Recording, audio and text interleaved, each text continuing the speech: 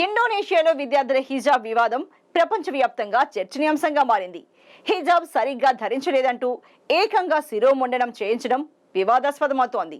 ఈ సంఘటనతో పలు దేశాల్లో హిజాబ్ వివాదాలను మళ్లీ తెరపైకి తీసుకువచ్చినట్లయిందని విశ్లేషకులు సైతం వ్యాఖ్యానిస్తున్నారు.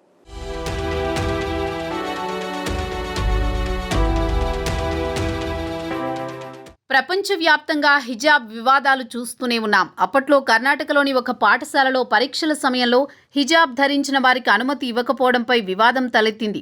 ఇది అనతి కాలంలోనే దేశం మొత్తం పాకి దుమారం లేపింది.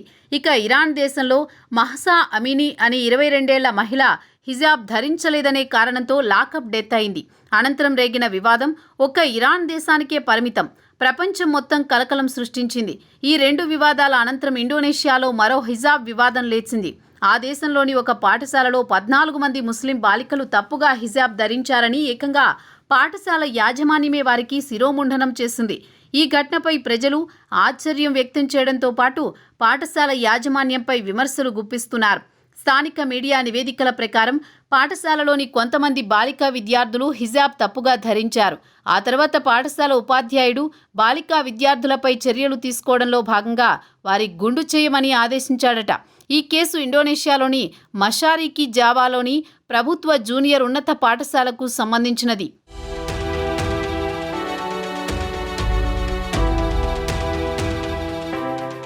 గత బుధవారం 14 మంది బాలికలు సరిగ్గా హిజాబ్ ధరించడం లేదని ఒక ఉపాధ్యాయుడు ఫిర్యాదు చేశాడు. దీని తర్వాత ఉపాధ్యాయుల సూచనల మేరకు మొత్తం 14 మంది బాలికలకు గుండు చేశారు. ఈ వివాదంపై నెటిజన్లు తీవ్రస్థాయిలో మండిపడుతున్నారు.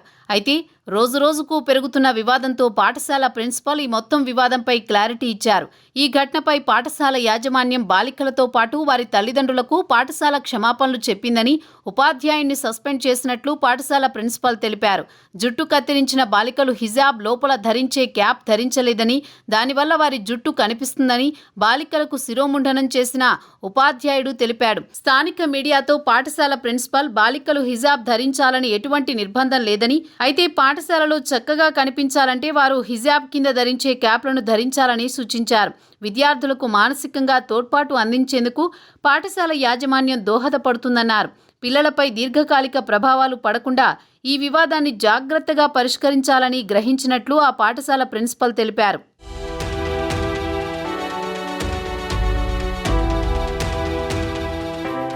ఈ ఘటనపై మానవ హక్కుల సంఘాలు ఆగ్రహం వ్యక్తం చేశాయి. హ్యూమన్ రైట్స్ వాచ్ ఇండోనేషియా పరిశోధకుడు ఆండ్రియాస్ హర్సోనో ఈ సంఘటన ఇండోనేషియాలో ఇప్పటి వరకు అత్యంత భయానక కేసు అని అన్నారు. విద్యార్థుల వెంట్రుకలను కత్తిరించడానికి ఏ ఉపాధ్యాయుడికి అనుమతి ఇవ్వలేదని ఆయన అన్నారు. ఇది చాలా దురదృష్టకర సంఘటనని అన్నారు. ఇంకా ఇలా చేసిన టీచర్పై చర్యలు తీసుకోవాలని, కనీసం స్కూల్ నుంచైనా తొలగించాలని ఆండ్రియాన్ అన్నారు. వాస్తవానికి ఇస్లాం ప్రాబల్యం ఉన్న ఇండోనేషియాలో 2021 సంవత్సరంలో పాఠశాలల్లో కఠినమైన దుస్తులు కోడ్ను నిషేధించడం గమనార్హం. అయినప్పటికీ చాలా ప్రాంతాల్లో అమ్మాయిలు ఈ రకమైన డ్రెస్ కోడ్ను తప్పనిసరిగా అనుసరించవలసి వస్తోంది. ఇంతకు ముందు ఇండోనేషియాలోని పాఠశాలల నుంచి హిజాబ్కు సంబంధించిన కేసులు వచ్చాయి. గత సంవత్సరంలో ఇండోనేషియా పాఠశాల ఒక క్రైస్తవ విద్యార్థిని హిజాబ్ ధరించమని ఒత్తిడి చేశారు. దీంతో ఇండోనేషియా ప్రపంచవ్యాప్తంగా విమర్శలు ఎదుర్కోవాల్సి వచ్చింది. ముస్లిమేతర బాలికలందరూ హిజాబ్ ధరించడం తప్పనిసరి అని పాఠశాల నిర్వాహకులు అప్పట్లో వాదించారు.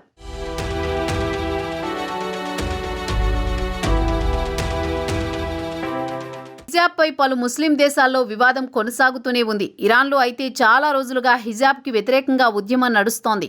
ఇండియాలోనూ కర్ణాటకలో ఇది పెద్ద దుమారమే రేపింది. ఇప్పుడు ఇండోనేషియాలోనూ ఓ స్కూల్లో హిజాబ్ వివాదం తెరపైకి వచ్చింది. హిజాబ్ని సరిగ్గా ధరించలేదన్న కోపంతో 14 మంది విద్యార్థినులకు గుండు కొట్టించింది యాజమాన్యం. ఈ ఘటన ఆ దేశవ్యాప్తంగా సంచలనమైంది.